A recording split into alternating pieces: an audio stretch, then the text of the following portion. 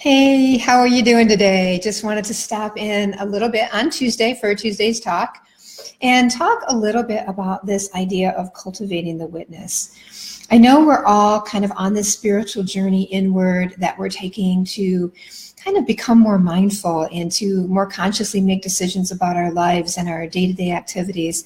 And so often along this journey that we're on, we come across terms and they're sort of thrown around a lot, and they're not always described or defined in a way that is useful or helpful for us.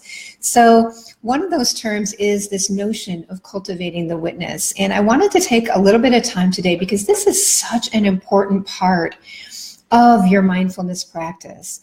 And I want to make sure that you have a good sense of what we're talking about when I make that reference to cultivating the witness. So it's kind of like if you think of yourself as sitting in the front row of your own movie, the movie of your life. So Peggy, which is my personality, my person who's going to be on stage acting out my movie, is on stage living her life. All the ups, the downs, the ins, the outs, the craziness, the joy, the fears, all of that. I'm up on stage and I'm acting that out, and I'm in the middle of my life. At the same time, though, if you cultivate the witness, you can also connect with the person or the being who is sitting in the front row of your life. So that is known as the witness. And the beautiful thing about this witness who sits in the front row of your life is the witness is non-judgmental. It's just a presence. It's just an observing presence that sits there behind all the thoughts and the emotions and the crazy things that go on in our lives. So it's kind of that inner guru that I refer to when I talk about meditating and connecting with your inner guru. The witness is very similar. It's kind of the same idea. But that witness is existing and just watching what's going on with Peggy or with your personality. So what helps in life is when you're going through a lot of craziness, even if it's really good stuff like joy and happiness, when you cultivate the witness, you kind of connect with that being that is sitting back and watching it. And you know, there's nothing more joyful than sitting back and watching, hey, thanks, Candace, than sitting back and watching somebody else have a really good time, right? So let's just pick your own story. I think about last week when I was holding this brand new baby grandchild of mine, and I was so full of joy. And here is this grandchild who, by the way, is very close to being the witness. So when you're first born into the world and nobody has really put a personality on you, in fact, this baby existed a few days without even having a name, that is about as close to the witness as you're ever going to get. Right? You are so close to God, to the being or to source when you're first born. And there I was sitting there just immersed in the joy of this compassionate, loving, unconditionally loving child who was just looking at me with such joy. And while I was sitting there, it occurred to me to go into the witness perspective and to kind of step away from that and actually observe myself with this baby and see the joy and feel the joy that I was feeling. And that's what cultivating the witness is about. Even when you're sad or when you're stressed out, you're driving on the highway and you're all clenched and tight and angry because you're in a hurry. And cultivating the witness is just becoming aware at some point that you need to just step back a little bit and just keep it in perspective. So the witness is about self-awareness. So in science, that's known as meta-awareness or metacognition, thinking about what you're thinking about.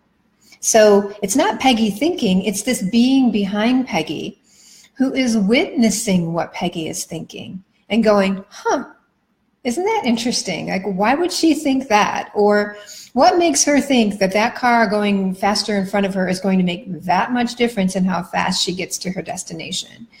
Or it just gives us that little pause. It's that same pause that we get when we take a big, deep breath and we go, okay, I can do this. You know, it just separates you a little bit from the insanity of the moment or the joy of the moment or the pain of the moment. So the witness can be used in so many avenues of your life. When you are feeling in pain, let's say that I've got an issue going on with my foot now where it's I don't know if it's plantar fasciitis or what it is, but some type of a challenge with my foot, and I'll be walking and it just hurts and I'll pull back and react. And then I'll kind of take a big deep breath and I'll say, wow, yeah, there's a foot that's hurting. It's definitely painful.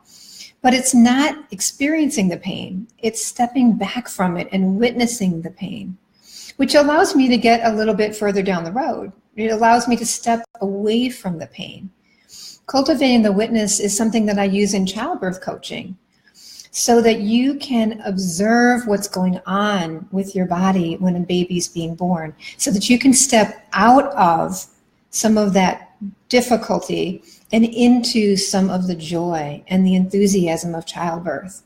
So it's such an amazing tool.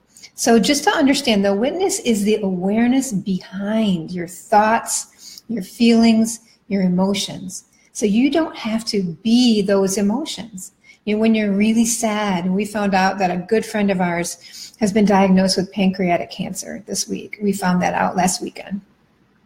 And, the thoughts that automatically show up are fear and anger and frustration and sadness. And that's okay. I mean, those are great feelings. They need to come out. They need to come through. And at the same time, there's this balance. You can also step back, take a big deep breath, and notice, wow, this man really means something to you, that you're that upset, that Peggy's feeling that sad or that concerned. It's a testament to the love that we have for this person. So there are so many great uses for stepping back. We do that in meditation a lot, right? I mean, I've taught you basically observe your breath, step back, calm down, and watch your thoughts go by. You don't have to get angry or be disappointed or frustrated with yourself. Just watch them go by and think to yourself, wow, she's got a lot of thoughts going on right now. There's a lot going on in her head right now. Boy, it's no wonder she's a little bit stressed out. And you can kind of breathe through it and allow those thoughts to go by. That's being the witness in meditation. So it's just such an important concept. And every time we take a deep cleansing breath, it's an opportunity to connect with that witness or with your inner guru. So hopefully that helps you get a better understanding of that term so that you can apply it in your mindfulness practice, especially when you get sort of so caught up in the moment-to-moment changes that are going on and challenges that you're facing, to be able to step back and find some perspective. It's just, we're such a blip on the screen in the big picture of things.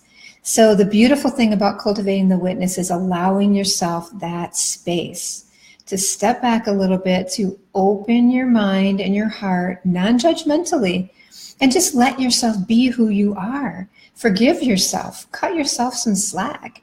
We're just human and we're going to make mistakes. And sometimes we get so caught up in it that we're just not fair to ourselves. And if we can't be fair to ourselves, we certainly can't be fair to anybody else out there. So I think so many of us really want to serve. We really want to do something good for others. And the best thing that we can do for somebody else is to do something good for ourselves, to really love this person, this vehicle that we're trying to do good through. If we nurture that, then we're going to be in the best position to be able to bring that love out and share it with others. So hopefully that's helpful. Hopefully you can apply that in your lives. And if you have any questions, or if I can tell you any more about this notion of self-awareness or cultivating the witness, please don't hesitate to reach out. I look forward to hearing from you. Have an amazing day.